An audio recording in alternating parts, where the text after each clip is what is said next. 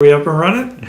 Welcome to Fertility Fact or Fiction. I am your host, Dr. Rahi Victory, fertility specialist, reproductive endocrinology and fertility specialist, Canadian and American board certified. We have a return to our origins, our original setup where we review an article tonight because there is a good one that came out, and we have a couple of good articles that do seem to be cropping up now, so we're going to review some of those with you again. We will get to your questions as well, as we always have, but this one's worth looking at because it's something everybody should be doing and not everybody is doing. So the topic tonight is, does follicular flushing improve your outcomes with IVF?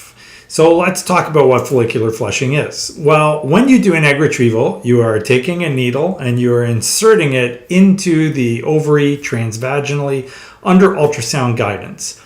You're basically taking a needle and sticking it into a circle on the ultrasound, and then you drain that circle, it collapses, and then you hope that you've got the egg and you move on to the next circle.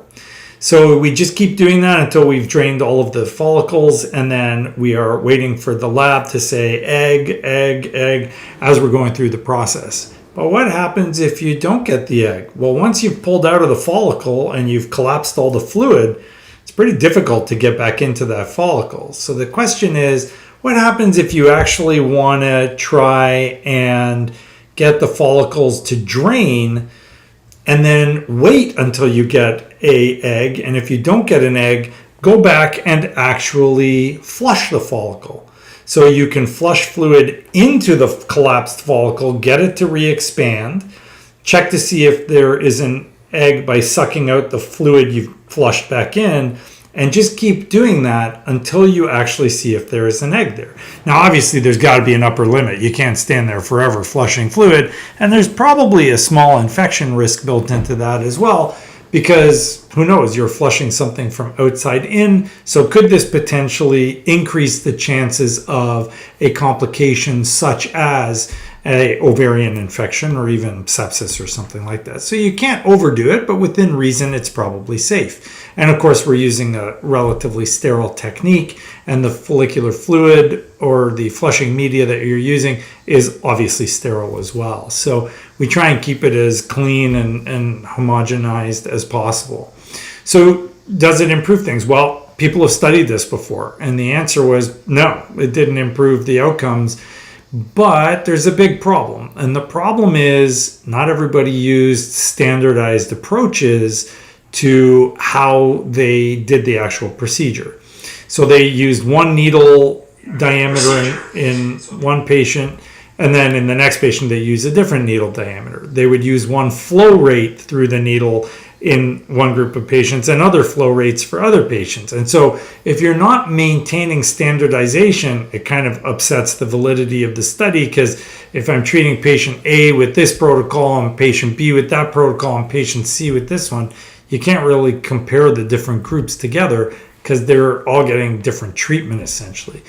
So there is a brilliant gentleman, a professor from Greece, and his last name is Kolibianakis, and he is a wonderful speaker and a very prolific IVF researcher. And so his group actually took this to task and said, let's actually do the right kind of study. We're going to randomize the women into two groups, and they actually did it per ovary. So even within the same woman, they had different outcomes. And they said, let's look at doing this with flushing versus not flushing, using the same needle and the same flow rate, and then look at the outcomes that we got and see what happens. So I've got some data that I'm going to try and share with you, and we'll go over that. So let me set up screen share for you, and you'll be able to take a look. So we're going to look at some graphs. So the first thing is, how big was this study? Well, it's a relatively small study. They did not have a huge number of participants in this study. So they basically looked at doing, and you should have that up there now, right? Just give me a second somehow. You have it there? Yeah. Are you sharing? I am sharing. Not so much. Okay, maybe you're sharing now. Yep, you're Okay. sharing now. So, sorry for TikTok guys if you can't Are you see. able to rotate this way? Yeah, I can rotate that way. If you can't see it on TikTok, I apologize. There's only so many technological miracles we can manage. So they assessed 166 patients for eligibility. They excluded 61 because they didn't meet the inclusion criteria. 52 of the patients refused. And then there were some other patients that they had to exclude for different reasons. And then from the randomization, they had 210 ovaries from 105 eligible patients. So they allocated half of the ovaries to flushing, and they allocated the other half of the ovaries to aspiration only. And everybody got the treatment that they were allocated to, which is really good because that doesn't always happen in every study.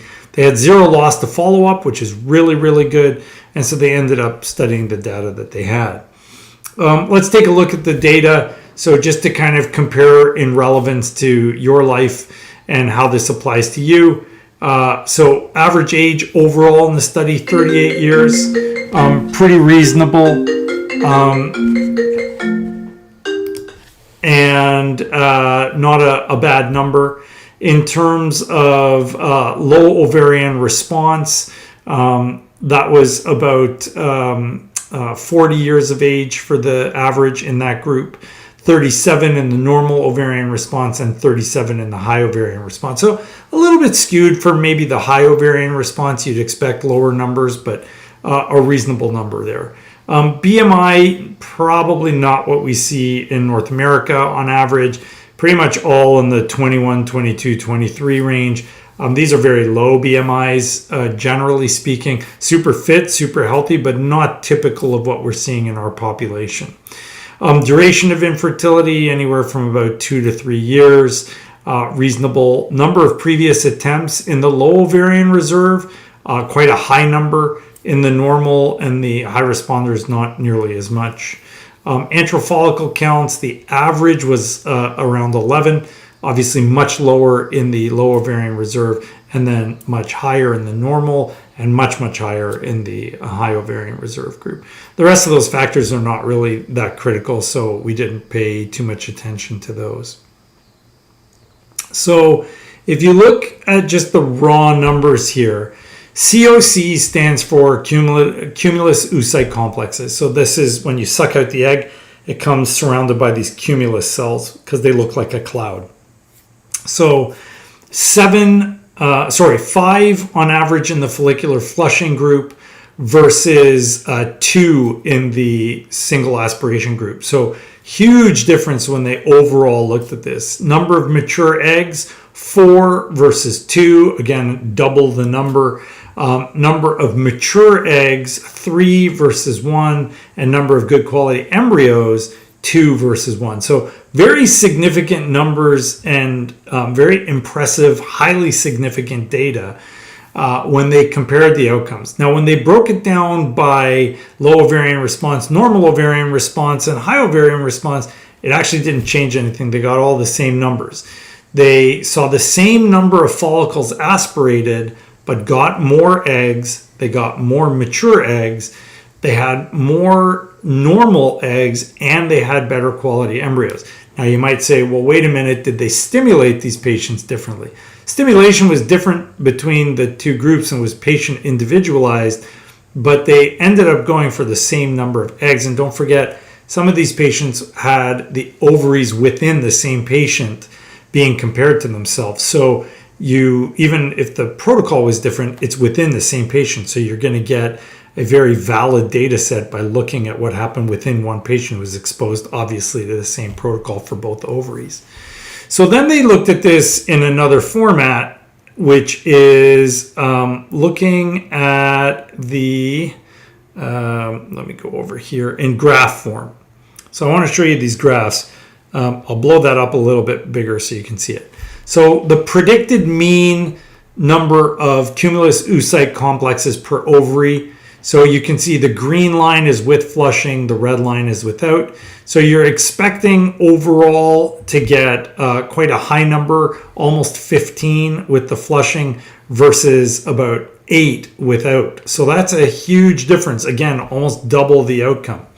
When they looked at predicted mean number of good quality day 2 embryos, they're looking at around 4.5 versus just 2.5 or 2.25 for the normal aspiration group. When they looked at normal mature eggs, again, you're looking at about 5 with the follicular flushing versus about 2.5 or 3 with the normal aspiration. So not quite double when they did the predicted fashion, but still very, very strong. And then when they looked at the 2 pronuclei eggs, they were looking at about, again, close to 6 versus just around 3, so almost double. And finally, we did the other 2 embryos one earlier on. So overall, they were seeing quite a significant difference in the outcomes here. And so they said overall that they were getting a much higher number of eggs. And even when they looked at, and embryos, and even when they looked at the group that had a very poor outcome with 0 eggs retrieved, there was a much higher number in the group that had single aspiration versus the group that had follicular flushing. So 2.9% of the patients in the flushing group had no eggs, but 16.2% in the group that had a single aspiration had no eggs. Now, I do find that a little bit puzzling. It's hard to understand why they would have such a high percentage with no eggs. I can tell you, we certainly don't have 16% of our patients coming out of the IVF lab with no eggs. Having said that, we flush when we have less than 10 follicles. So I'm very curious to hear what your center did, and make sure you let us know in the comments below. Did they flush for you? What are their criteria for flushing? How did they flush?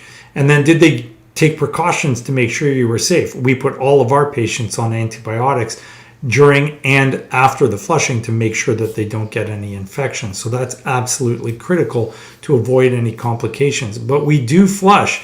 And the other thing that's interesting about this study, they used a spectacularly high suction pressure, which has actually been shown to do damage to the eggs. I'm not quite sure why they did that, whether that's standard for their machine or not. Hard to understand or hard to know, but certainly something that we do need to look at and explore, because quite clearly there is going to be some evidence there that a very high suction pressure could skew the data as well, because you might be taking too many eggs out of there, or taking them out under too much force. So that could potentially damage the eggs or the retrieval process. So I still think we need a little bit more data on this, but certainly this is one of the best done studies on this topic to date.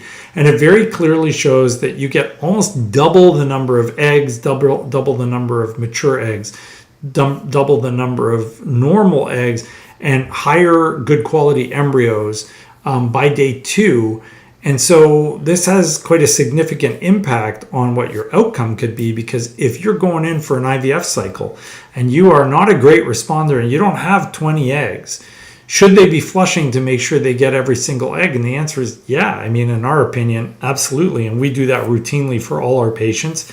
The one downside to this, it takes way longer. So I can take an egg donor who has 50 eggs and retrieve all of them in probably about 15 minutes. But when I'm doing flushing, I can have a patient that just has 5 or 6 eggs, and that can take half an hour. And the reason is you got to stand there and flush 3 times, wait for them to analyze the fluid, see if the lab finds the egg. If they don't find the egg, you got to do it again. Then you got to drain again. Then you got to wait again. So it's this whole game of back and forth with the lab until you actually identify the egg. And we do give up after a while. I mean, if I flushed 12 times, that's my limit. In this study, they flushed up to 9 times before they said, okay, enough's enough and we can't do it anymore.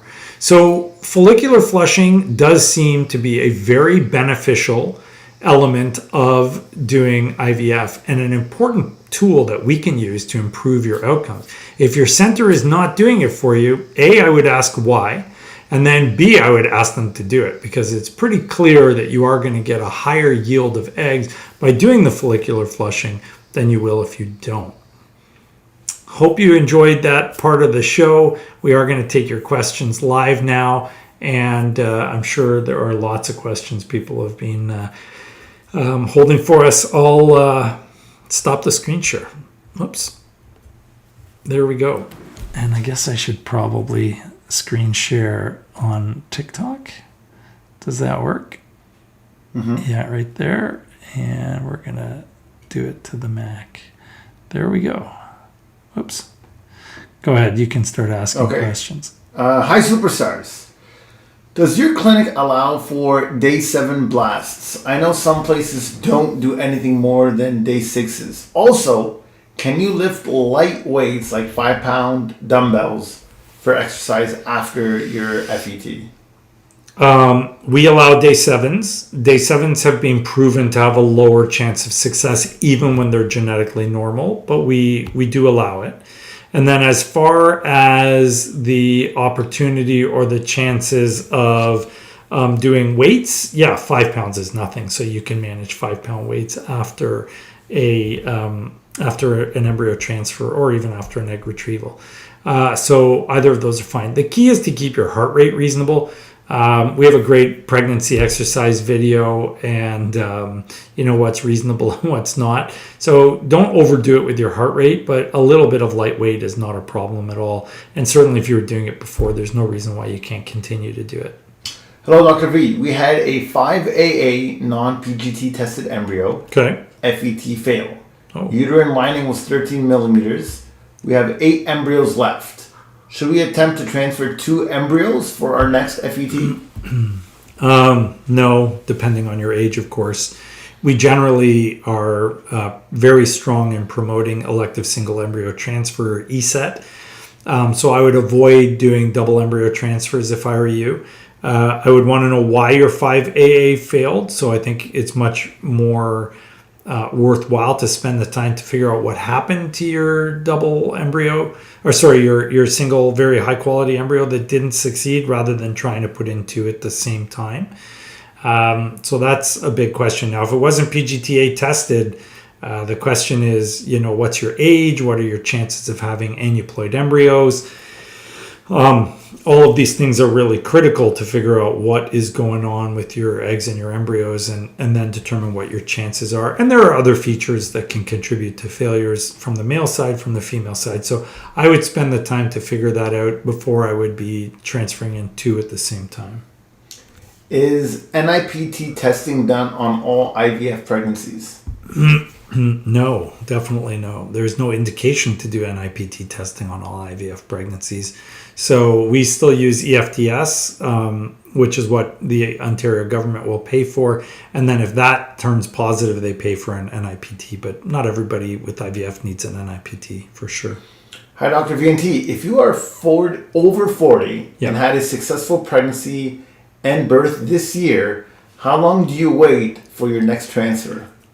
6 months. Breastfeed 6 months. Finish and then come back. Now, if you already have frozen embryos and you have enough of them, you could delay that as far as a year, or even more. But if you're in a rush, I would do it, as quickly as possible. You're looking at the eggs question? Yeah, what was that? She asked the 10 eggs one earlier. I am 34. I want 1 to 2 kids. Yeah. So on TikTok, I am 34. I want 1 to 2 kids and have 8 frozen mature eggs. How many eggs would you suggest I aim to get? So at 35, there are studies that suggest that you need 15 frozen eggs just to achieve 1 pregnancy. So you would need a minimum of 1 more cycle in theory just to produce enough embryos to get 1 baby. And then you would need to double that. So a total of 4 cycles if you were thinking of 2. Now that's probably dependent on the lab. So if you're working with a really great lab, you can do it with a lot less. If you're not working with a great lab, you may need even more. So make sure you know what the success rates are specifically with the lab that you are working with. And from Instagram, what are your thoughts on using Cinero versus Lupron for suppressing endo and thicker lining? No difference whatsoever. They're both the same. Nice one. That was an easy one. Dr. Victory, I have Give me. endometriosis. Okay. Rheumatoid factor. Okay. White cell is high. Okay. RO antibody. Rho antibody. Rho antibody. Okay. What kind of transfer protocol do you think is suitable for me? Oh boy. Well, we can't answer patient-specific questions, but for anyone who has a lot of immunological issues going on, especially arthritis and Rho antibodies. So aspirin and heparin would be mandatory. Steroids would be reasonable. Intralipids would be reasonable. Stronger stuff than that, I'd want testing on you, but those would certainly be realistic things, to consider. My daughter is complaining on my watch that you're not reading her comment. She's way later down the list. Sorry, honey, you're way down the list according to Terry. And for the record, what's mom making for dinner? I don't know if that takes precedent. Not to say she doesn't deserve, but I don't know if that's the real deal here. It's not really what we were looking for. So there was one on, here's a good one from TikTok. I ovulate on my own, just too late. I'm starting letrozole. What's my chances of multiples? Depends on your age, but generally between 5 to 8%. Another easy one. So I thought I'd take that one for you. Yeah. I had 34 follicles growing. Most were over 18 millimeters, but at retrieval, there was only 9. I understand that this might have helped with this. Only 3 made it to blast, untested, didn't flush. Thank you. Oh. Well, that's highly unusual. So I would be wondering if you had prematurely ovulated some of the eggs. Maybe they didn't give you a strong enough trigger.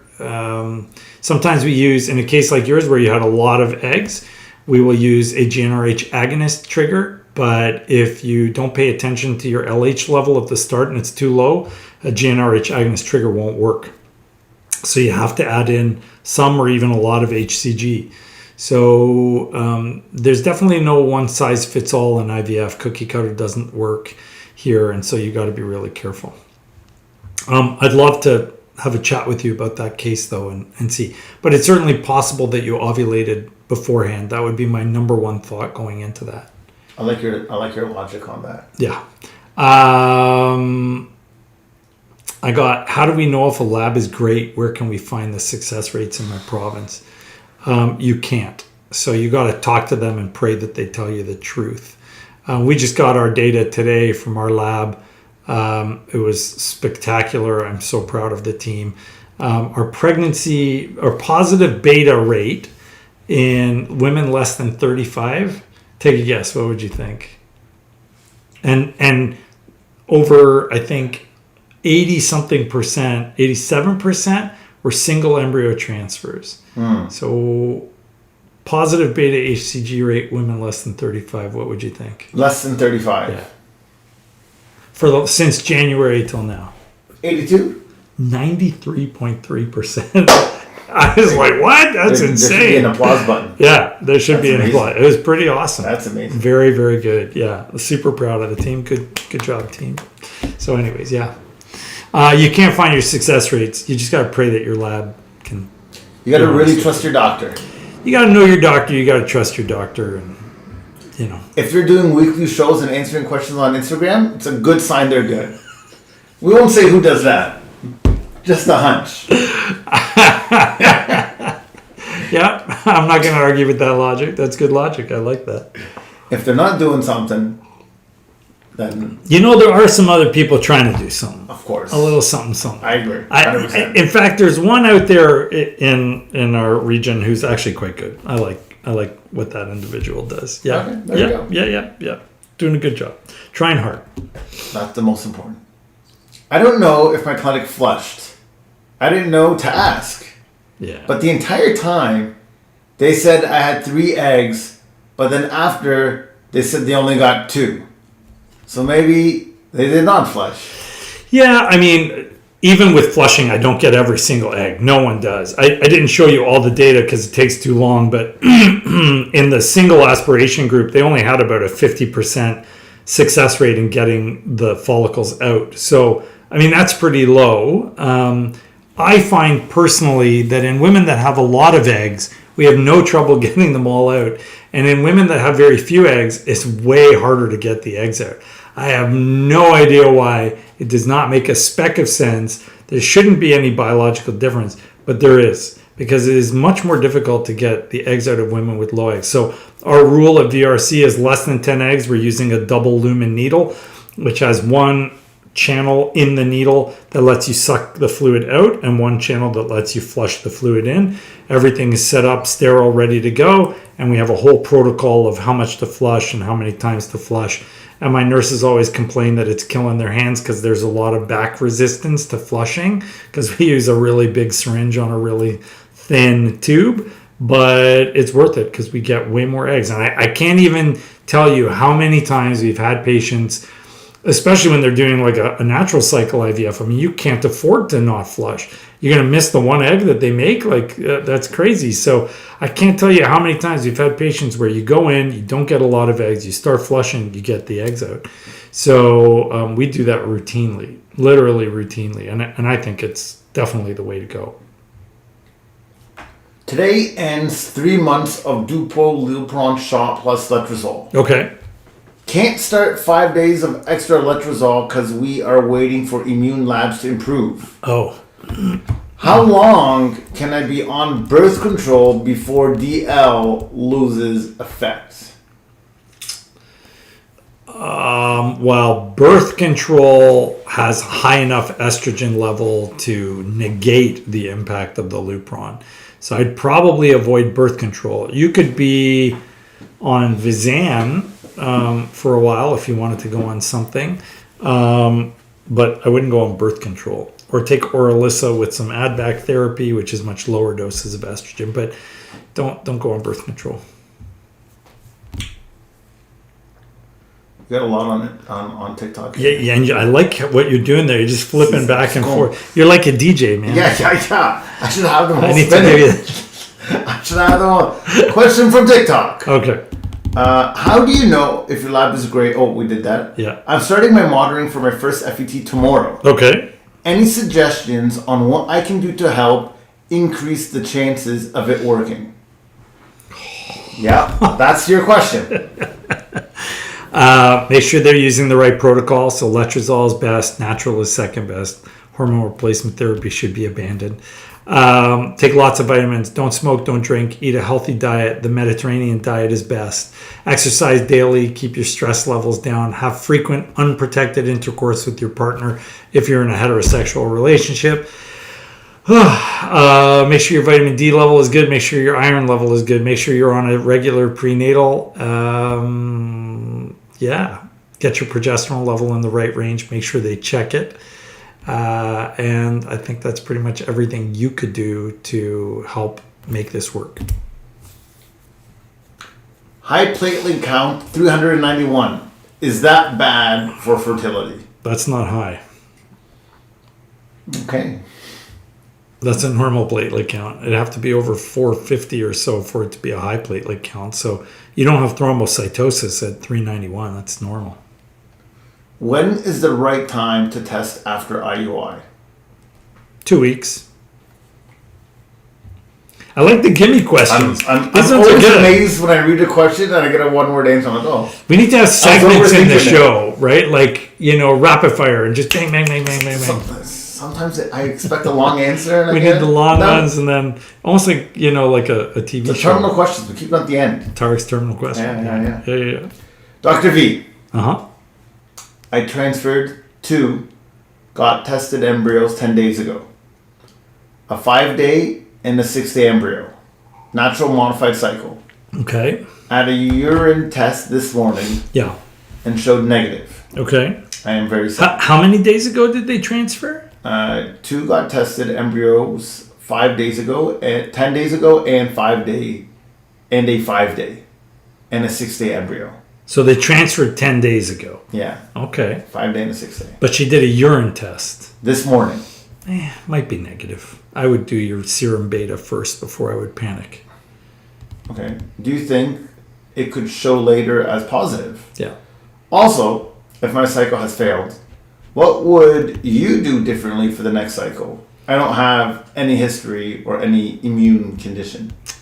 Well, I would want to know how you know that you don't have any history or immune condition, and I would need your history. I would tell you that I have met so many patients who say they saw specialists who told them there was nothing wrong and did all the tests, and it was not all the tests, and they actually did have something wrong and they didn't know it, or mistakes were made, at least in my opinion, or there was insufficient treatment of whatever was going on. So there are good fertility specialists, and then there's everybody else. So make sure you're seeing a good fertility specialist, because it makes all the difference in the world. The way I like to compare it for people is that they can see me or they can see you. You know? Well,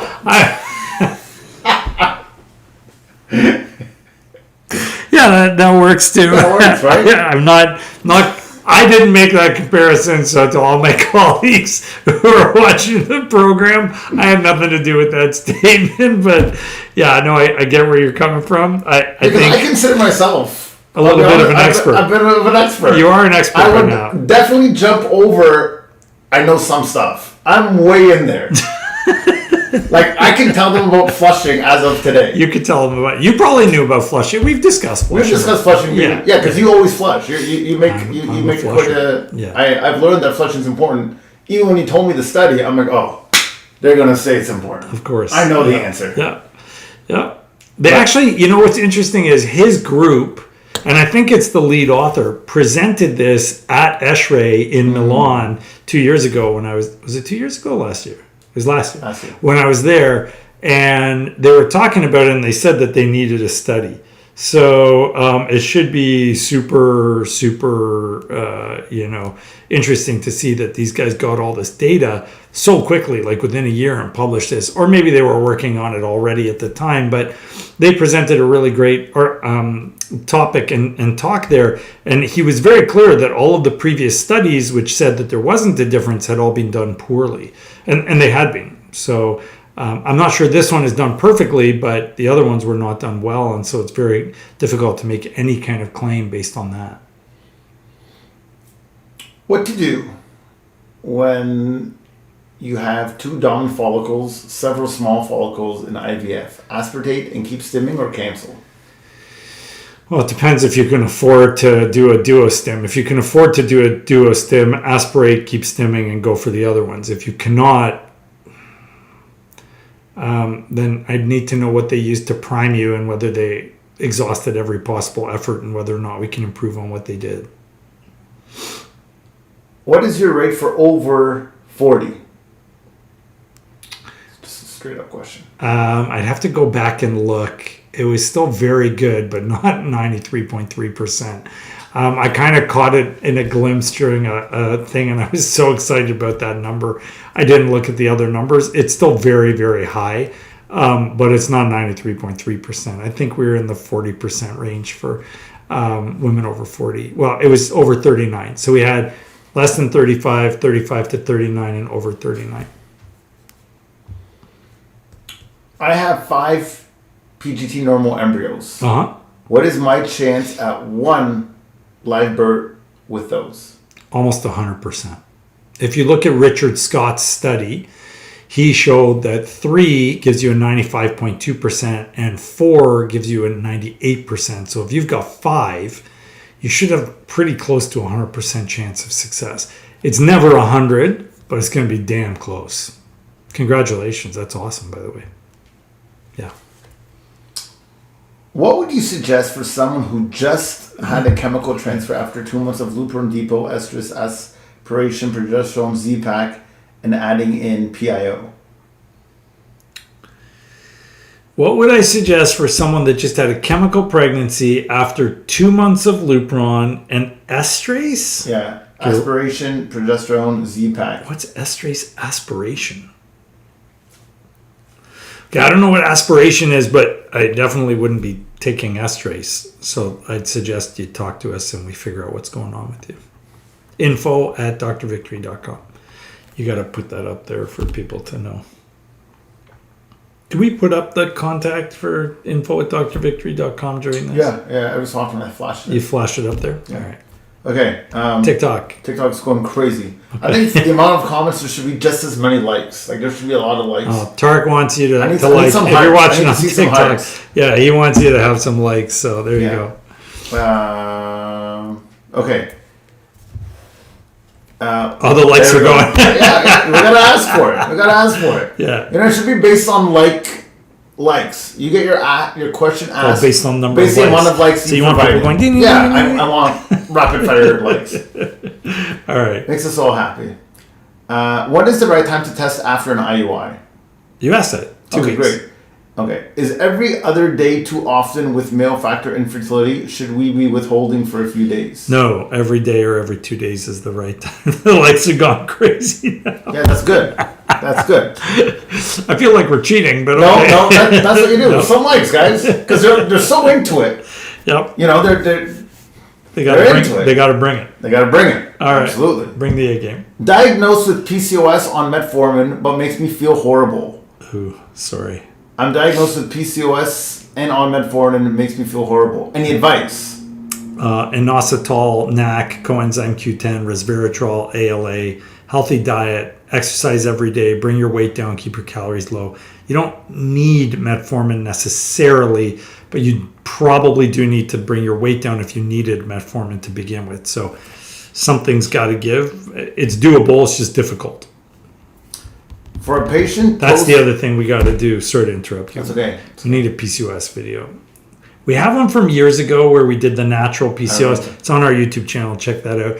But we haven't had an updated one. We should do an update. And that was one of the topics you gave me to talk about. By the way, thank you to all of you that watch our YouTube channel. We are now almost at 1.9 million, 1.85 or 1.86 million views. And our first video by tonight should hit, or a top video by tonight, should hit 200,000 views. So thank you all for watching. We sincerely appreciate that, and look forward to growing more and more videos for you. Yeah. For a patient post simple hysterectomy. Okay. Difference. How much does retrieval success rate drop? So that's a great question. Does the presence or absence of the uterus alter your access to the ovaries? And the answer is typically if they didn't muck around with where your ovaries were, it actually doesn't make that much of a difference. So you should still be okay and have a very good success rate. We got to be more careful because there's more potential for bowel and stuff to be in the way. But as long as the ovary has grown enough to push the bowel out of the way, you should be all right.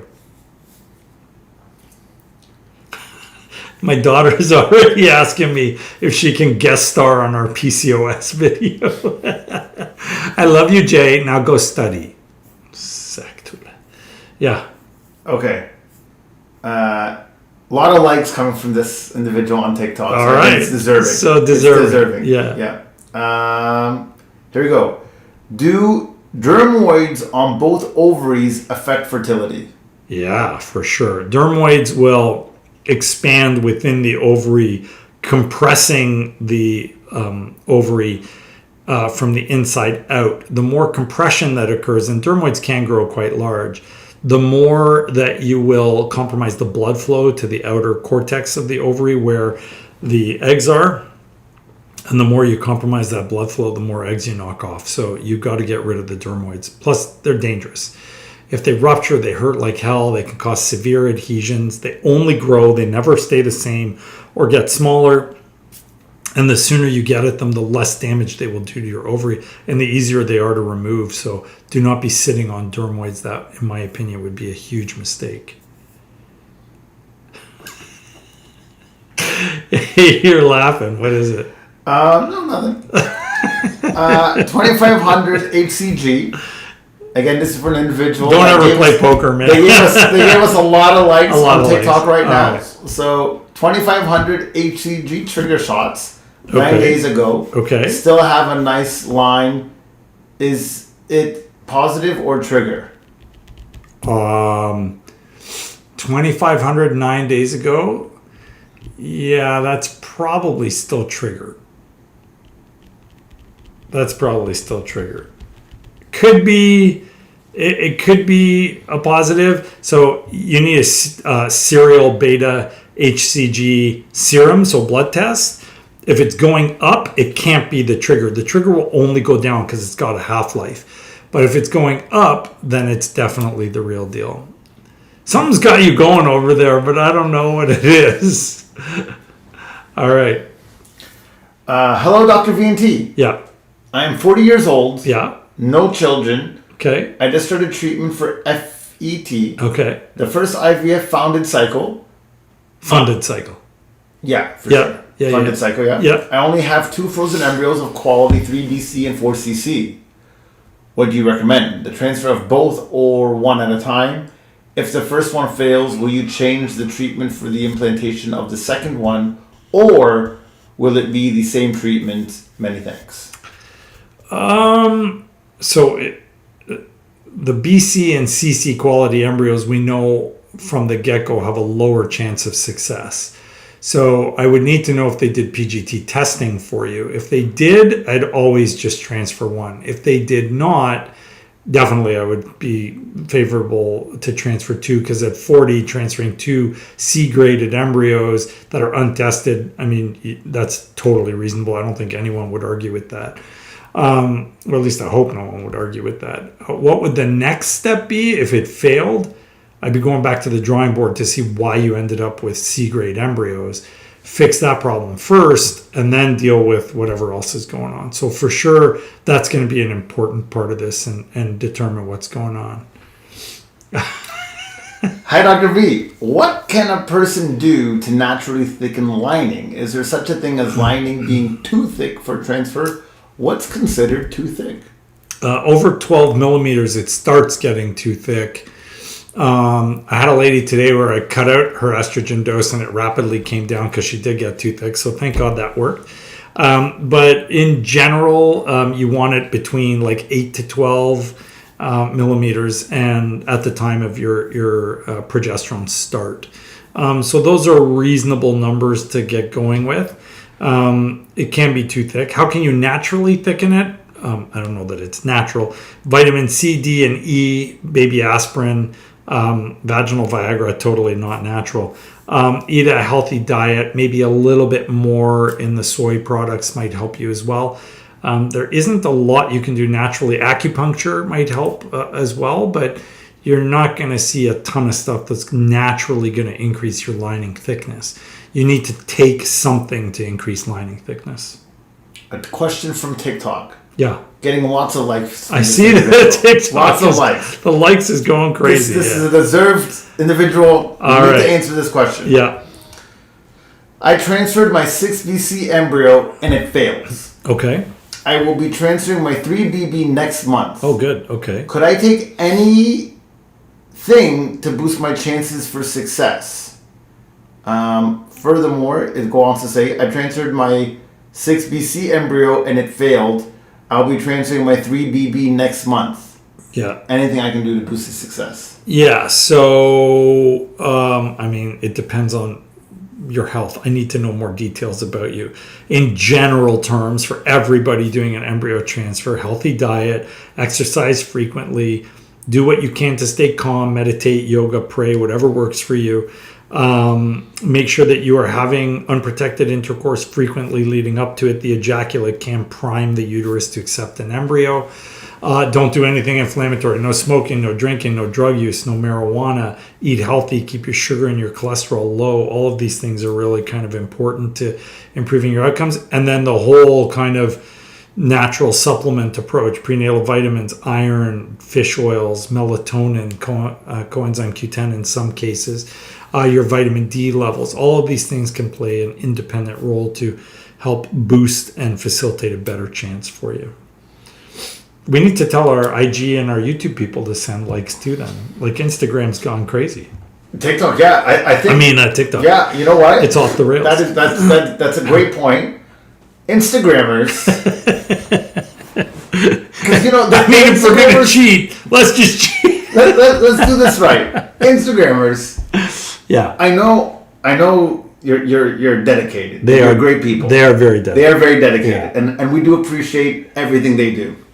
Yeah. But it doesn't hurt us to get a couple extra likes if we No, it to doesn't. motivate us to It doesn't hurt. to have some sort of quote unquote random selection Excellent. for the questions. I think Tarek has just outlined his selection process from now on. Just randomly. 5 years into the show, and he just decided what he's going to use to decide now. Because occasionally I do receive some slack for not asking Yes. questions. Yeah. Right? Yeah. So now I can say Flack, not Flack. slack. That's right, Yeah, flack. That's the flack. word I was Yeah, looking for, yeah. yeah. No one's giving you any slack. no slack man. there. No one's giving me any slack. Yeah. It is the opposite.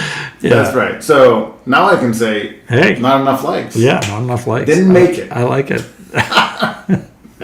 Yeah. No. We'll still try to answer as much as we can. We will. Just so everyone knows. We will, yeah. Don't get too nervous. So what is the ideal vitamin D level for FET? Is 70 nanograms per mil too high? Oh, 70 nanograms per mil is really high. Yeah, that's probably too high. I don't know the exact conversion, but I think 30 is normal. So 70 is probably a bit up there. You need a minimum of 75 nanomoles per liter. So we normally tell our patients to get it up into like the above 75 range, and you should be fine there. So 75 to 250 is the normal range. Just do the conversion. There's converters online, but use that and figure it out. Hello, both. Your facial expressions tonight are just priceless. They're pretty good, right? They are. They're very good. Yeah. Thank you, Dr. Victory and Tarek. I have two questions. Okay. Is nausea and vomiting normal at 28 weeks? That's question number one. Okay. Question number two is, in Ontario, can I decline the glucose test, especially if I did the 1 hour and 2 hours and vomited violently after both?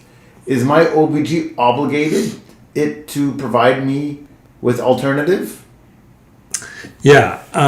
So nausea and vomiting can be very normal at any stage of the pregnancy. Everybody's different, but yes, of course, you can experience nausea and vomiting. So that's a normal part of any pregnancy. Are we obligated to provide you with alternatives? Of course we are. Is there a good alternative? No, but a fasting sugar and a hemoglobin A1C is mandatory for people who have dumping syndrome after they've had gastric bypass. You can't do a oral glucose tolerance test for those patients. So you are definitely eligible for alternatives. And during the pandemic, we weren't doing the oral glucose tolerance test because we didn't want people sitting around next to each other waiting for an hour, being exposed to God knows what. So they changed it, and we were just doing hemoglobin A1C fasting and a fasting sugar, and it worked fine. Everybody freaked out and wanted it back to the 1 hour. I have no idea why, but even today I got asked by someone why they couldn't just do the other one. I'm diagnosed with PCOS and on metformin. Makes me feel horrible. Shit, you asked that one. I only weighed 127.57. Oh, wow. Years postpartum, it continues. Years postpartum, weighing 132. I had my first daughter, struggling with my second, 26 years old, and currently only weigh 132. 2 years postpartum, never been heavy, but metformin is not helping. I had my first daughter, struggling with my second, 26 years old, and currently only weigh 132. It's like it's coming up twice for some reason. Yeah, that's So just going back to that question about what to do with the PCOS, you definitely don't need to lose weight if you're 5'7" and you weigh 132. So just maintain the healthy diet, try the supplements, that will probably work. You don't need metformin unless you have insulin resistance. A diagnosis of PCOS does not mean a diagnosis of insulin resistance necessarily. And don't forget that PCOS is a condition that has different variants depending on who you read and what you believe. I actually believe that it's not like a single diagnosis, but it's kind of a spectrum. And I will happily argue that with anybody, but the reality is that there are thin PCOs and there are what I respectfully like to refer to as not thin PCOs. And the thin PCOs, which you would probably fall into, usually don't have insulin resistance. So that's something that can be looked at really carefully.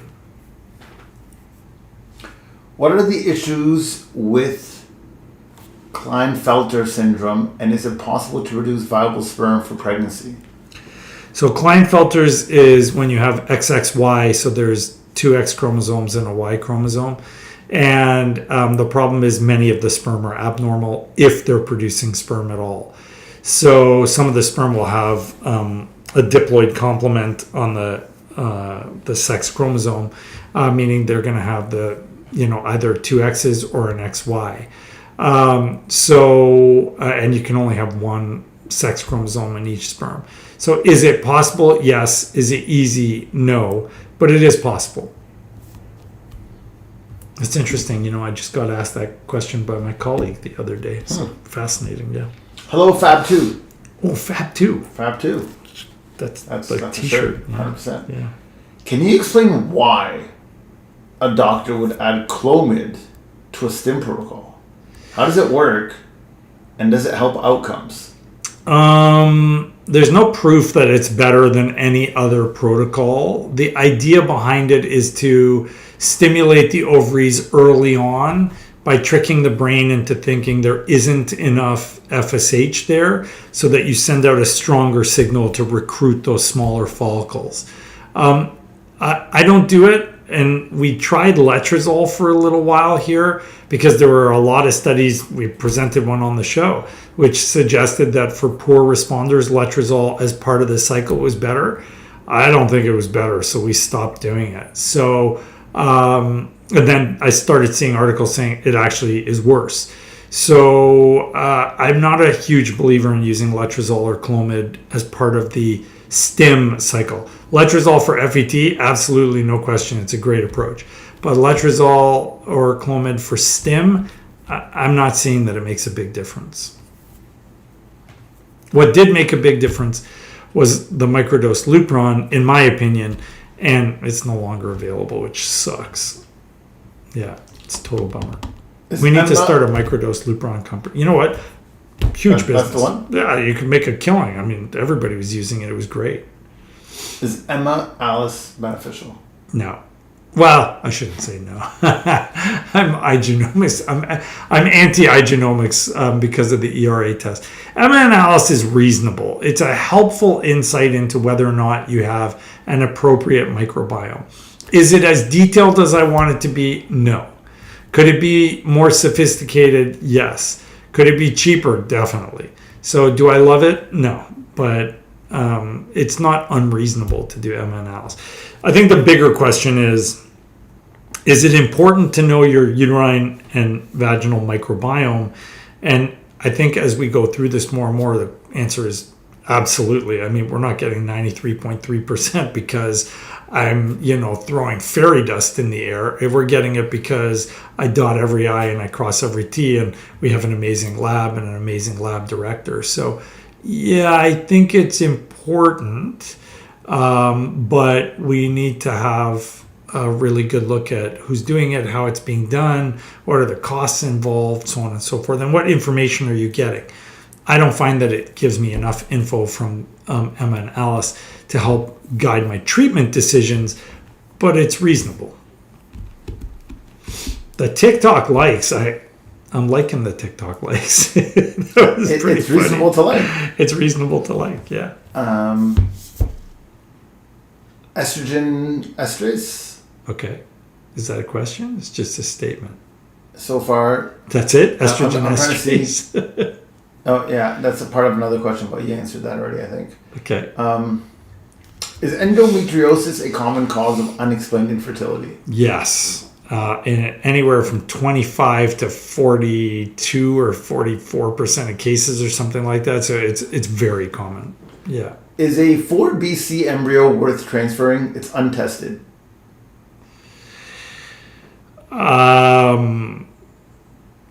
It depends on so many factors: your age, your partner's sperm quality, your BMI, your previous history. Can you afford to do more IVF? I mean, it could be. I'm always loath to tell people not to transfer reasonable embryos. A 4BC is a reasonable embryo.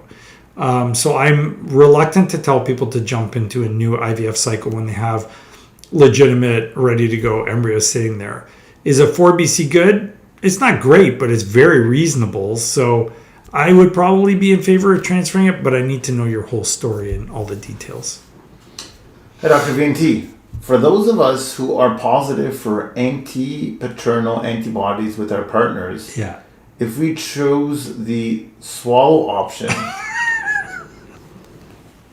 what is the treatment timing before FET and how often should it be done? Here we go. It's going to go off the rails again. Okay, so it's actually that you're negative for anti-paternal antibodies. If you're positive, you don't need to do that.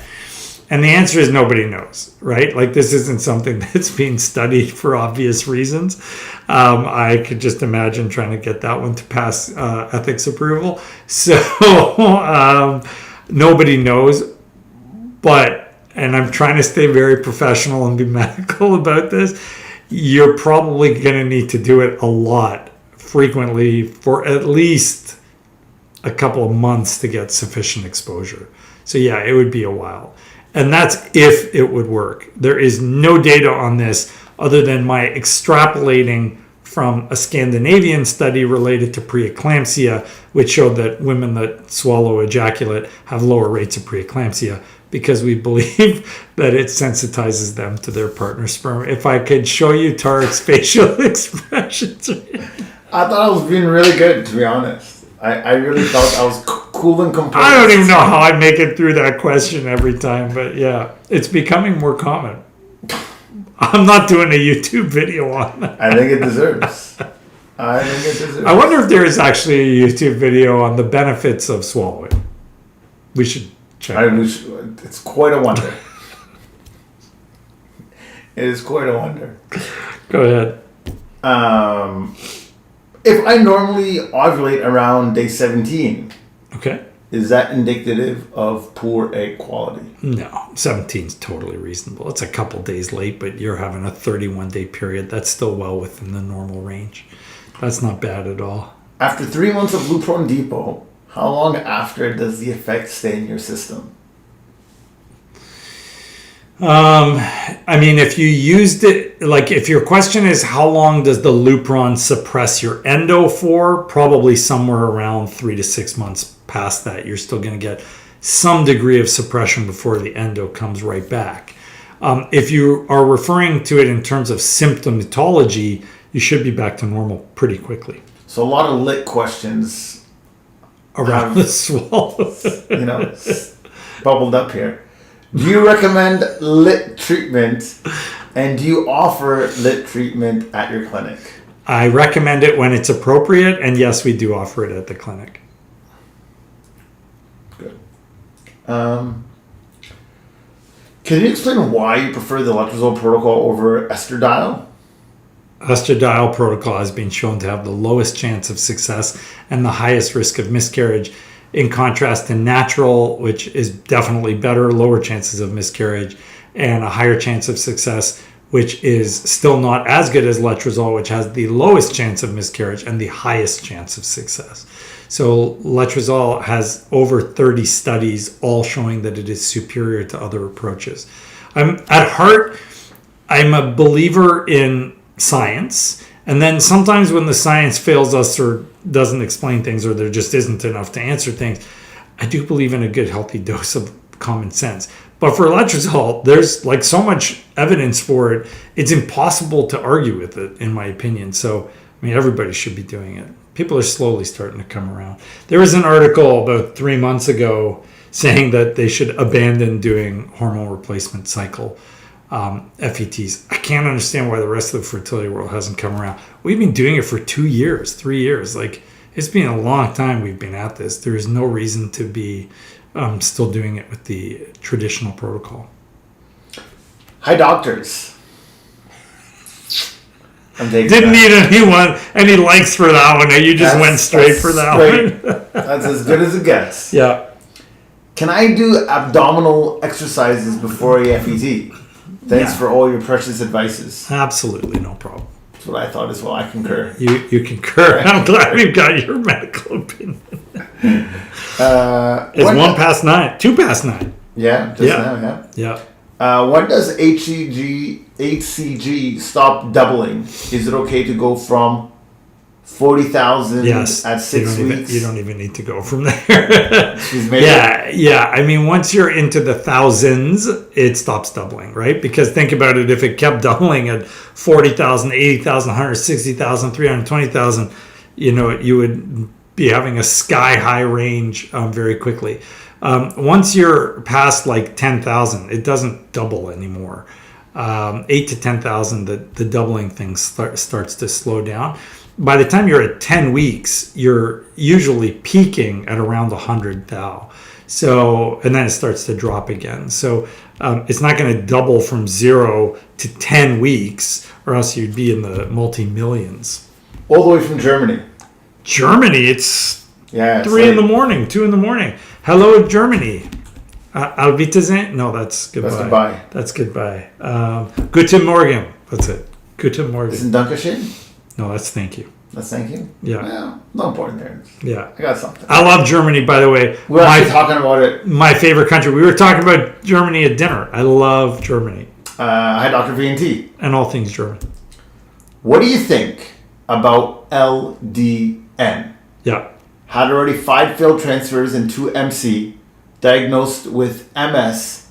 Suspecting my immune system interferes with implantation. Greetings from Germany. Greetings from Germany. Low-dose naltrexone does have some evidence. We've been asked this the last few shows. We probably need to do a show on low-dose naltrexone. It may be beneficial. I'm not convinced by what I've seen yet, but I'll do some research for you and present it on a show, or maybe we'll make an independent YouTube video on low-dose naltrexone. I'm not convinced 100% yet, but you obviously do have some immune stuff going on, including MS, which to some extent is an autoimmune condition. So I do think that needs to be looked at very carefully. And certainly if you've had multiple failures and miscarriages, there's probably more going on. We have had a lot of European clients who we have helped get pregnant in Europe by just tweaking what they've been doing and changing things. So my suggestion would be just reach out to us. I don't demand that patients come here. I'm a little strange this way, but I genuinely love helping people. I'm not doing it for the money. We have loads of people that do their IVF in their home countries, but just take our advice and get pregnant.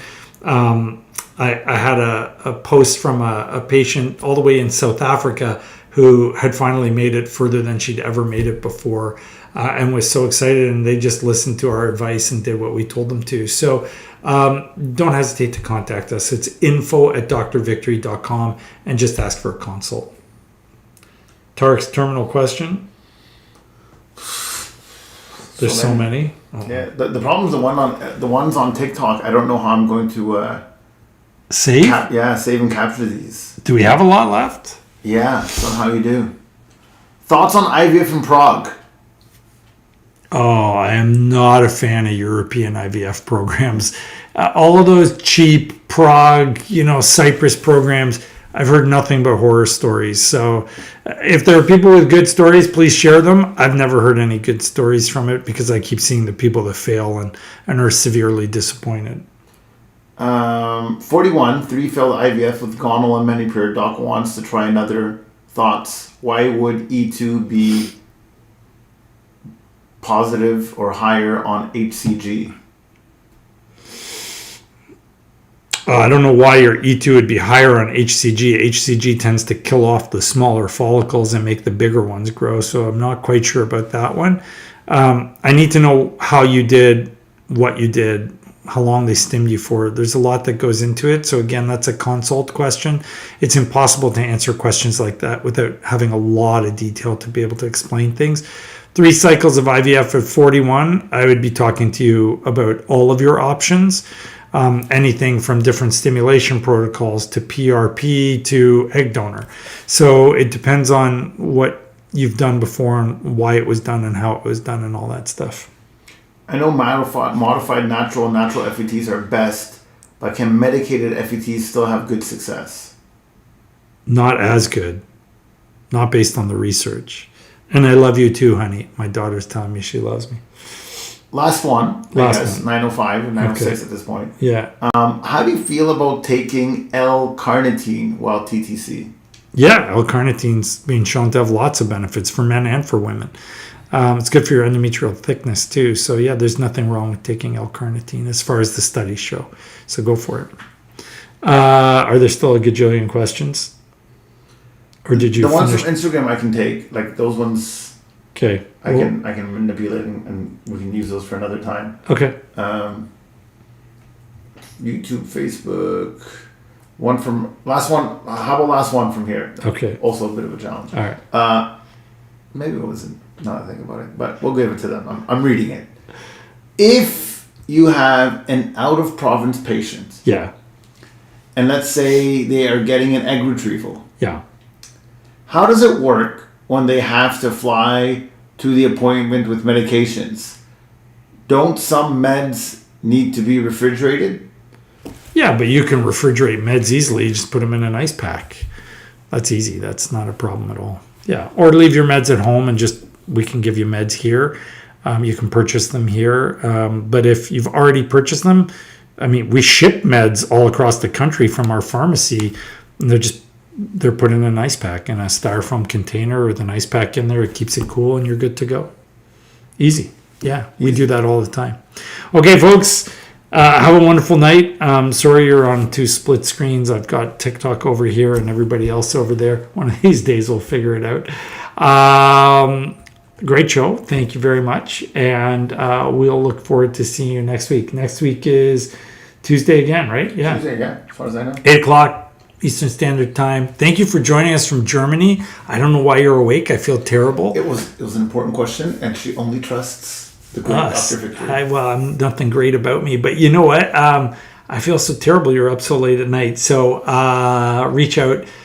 You can DM me, and I will be happy to help you. So just DM me on Instagram.